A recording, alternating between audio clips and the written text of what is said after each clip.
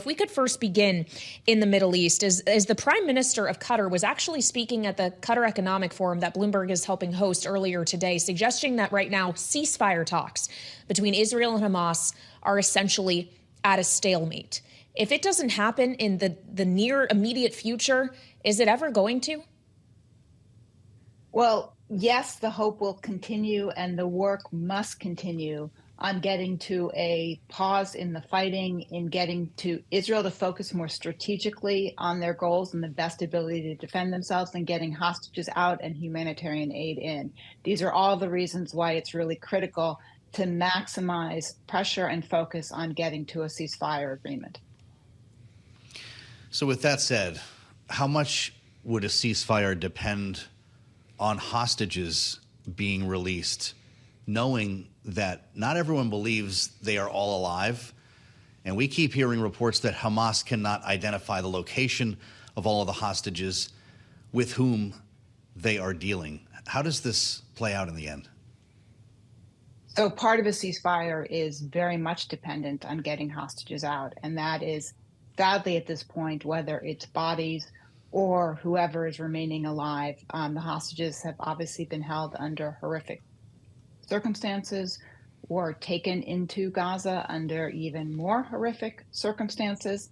And it is critical that they be returned, they or sadly their bodies. In terms of what Hamas knows or doesn't know about where they are, that was certainly brought out early in the immediate post-effects of October 7th, given the number of different groups associated with Hamas that had a role in taking those hostages in. I think it has less credibility at this point, since it is so clear that Yahya Sinwar, who is the military commander of Hamas in Gaza, who orchestrated this entire October 7th attack and the aftermath, is a guy who is very much in control. So I think it begs credibility at this point that they don't know exactly where most, if not all, of the hostages are.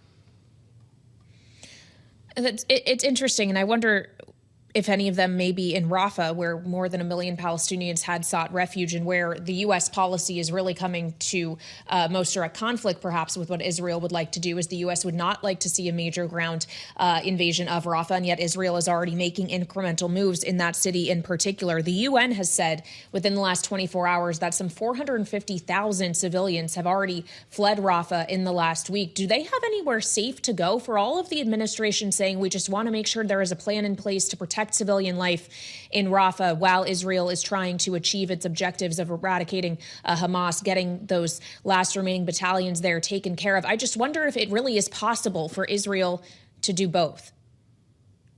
Well, Kailey, the question you raised is a question being raised and it has been continuously raised by the U.S. administration at the most senior levels, and also reportedly by Israel's military leaders, who are increasingly coming out more publicly and questioning the ways in which Prime Minister Netanyahu has been directing this effort. So there's a concern certainly about where the hostages are. It is almost certain that they're in tunnels, that many tunnels that are deep under Gaza. And so whether they're in Rafah or in Khan Yunis, they're almost certainly surrounding and being used as human shields for Yahya Sinwar, the military commander of Hamas, and probably for many other Hamas fighters. To be clear, much of Hamas, the military units, are deep underground in these tunnels. Hamas does not allow the many Palestinian innocents that privilege. In other words, they are using Palestinian innocents very much as fodder. In a horrible way.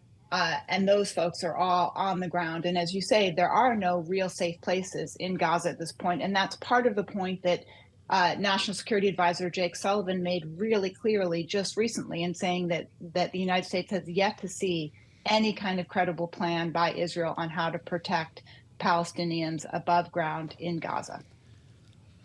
Mara, I know you were in Ukraine just last month, in Kyiv, where the Secretary of State is today. Knowing that the money's been passed, the weapons are on the way, what was the purpose of this visit by Antony Blinken, if not only to send a message to Vladimir Putin?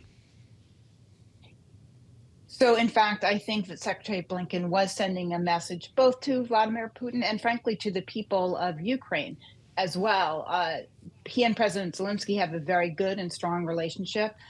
Ukrainians have been quite concerned about the degree of U.S. continued commitment to their very real fight, to their struggle against Russia, given how long it has taken the United States, frankly, because of skirmishes within the Republican Party in Congress, how long it had taken the United States to get that vitally needed assistance to Ukraine. So I believe what Tony Blinken was doing was sending a message, was in a very real way showing the people of Ukraine, as well as President Zelensky, the degree of U.S. commitment and offering some reassurance, as Jake Sullivan did on his visit back, I believe, in the end of March, that U.S. aid, some of it has arrived, more is coming, and it will very much help Ukraine in the very significant challenges they are facing now from Russia. And finally, Mara, in our final minute with you, obviously, while the U.S. has provided aid to Ukraine, the U.S. also has put essentially limits on what it would like Ukraine to do with that aid, including not doing anything offensively into Russian territory. For Ukraine to win this war, are we going to have to see a tweak on the margin to administration policy on that front too? Kailey, I think that's a very good way of describing it in terms of the language you just used about a tweak on the margins. I do think it's important that the United States have the most expansive possible view of allowing Ukraine to fight this fight. The United States is quite fortunate that the United States and Americans are not on the ground having to defend against Russia. We need to make sure that Ukraine has every ability to do so and to prevent the further spread of Russian aggression in Europe.